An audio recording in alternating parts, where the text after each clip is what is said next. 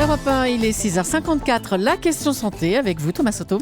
Ça va faire 6 jours que la secrétaire d'État Valérie Fourniron est à l'hôpital victime d'un syndrome méningé. Docteur Lemoine, quand on entend ça, un syndrome méningé, on entend immédiatement un mot qui fait peur, c'est méningite. Alors est-ce que c'est la même chose ? Bien non Thomas, les signes sont ceux d'une méningite, mais ce n'est pas une méningite. Alors quels sont les symptômes de ces syndromes méningés ? Eh bien, tu as ceux de la méningite, c'est-à-dire un très violent mal de tête, des vomissements en jet, ça existe dans de nombreuses infections, mais là s'ajoute un signe très spécifique qui est la raideur de nuque, que le médecin retrouve facilement, mais que les parents peuvent suspecter si l'enfant reste en chien de fusil, la tête sous les draps.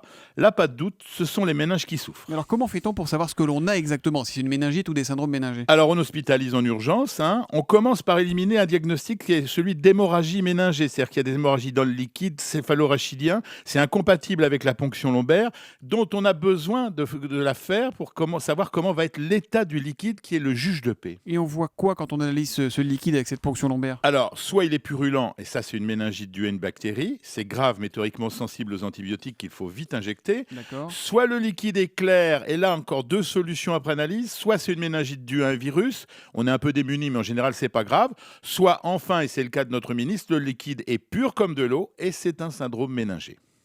Julie ? Alors, les méningites foudroyantes, celles qui tuent en quelques heures, on ne sait pas les soigner ?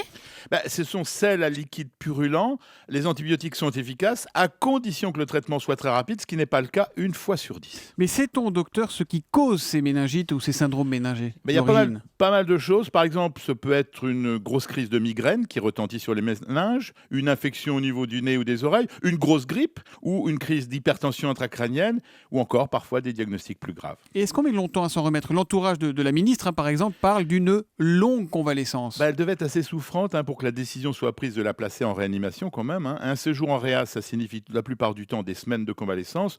Ensuite, il est impératif pour les médecins de comprendre la cause, même si les symptômes ont disparu, d'où cette batterie d'examens qui vont prendre un peu de temps. Et tout le monde pense que la méningite touche surtout les enfants, c'est pas vrai alors ? Non, Julie, il y a environ 8000 cas de méningite par an en France, dont près de 2000 sont des formes graves. Alors si on insiste sur les enfants, c'est parce que chaque année, quelques 500-800 personnes sont touchées par cette méningite à méningocoque, la forme la plus grave dont vous parliez.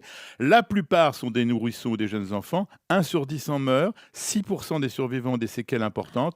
Mais je vous rappelle qu'on ne va pas parler de séquelles chez la ministre puisque ce n'est pas une méningite. J'ai une dernière question, Jean-François. On a appris que François Hollande et Emmanuel Valls étaient allés rendre visite à Valérie Fourniron à l'hôpital du Val-de-Grâce à Paris. C'est pas dangereux, c'est pas contagieux ? Non, le syndrome méningé, c'est pas une méningite, donc pas contagieux. Et si on avait besoin encore d'une preuve, je pense que les médecins n'auraient pas pris ce risque en cas de méningite bactérienne. Donc ça va être long, mais a priori, c'est pas trop grave. Merci, docteur Lemoine, la question santé d'Europe 1, tous les matins à 7h-5 sur Europe 1. À demain, Jean-François. À demain.